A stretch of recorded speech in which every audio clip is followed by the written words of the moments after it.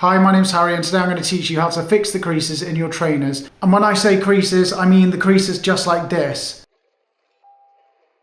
If you're new here, then I do fashion videos every week, so if that sounds good to you, then hit subscribe. So I'm going to go through this as quick as possible. There's not much to talk about, so we're going to get straight into it and straight to the point.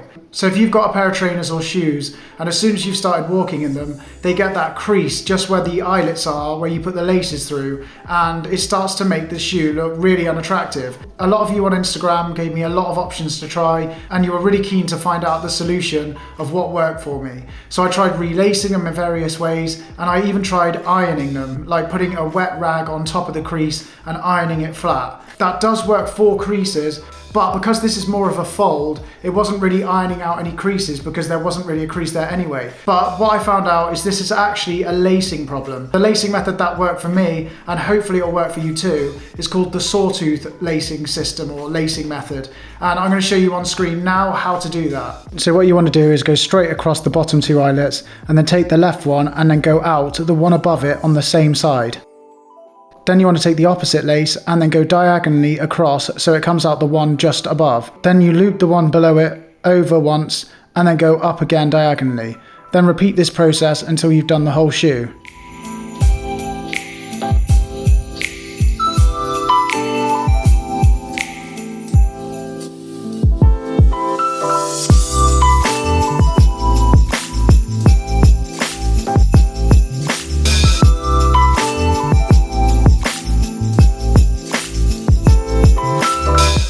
Then when you get to the top, you'll see that you can't go across anymore, so you just have to go back through the same side you just went through at the top as well, like you did at the bottom. And there you have it, that's it done. Older pairs do get set in their own ways, the creases have been there for a long time, so the earlier you get this done, the better.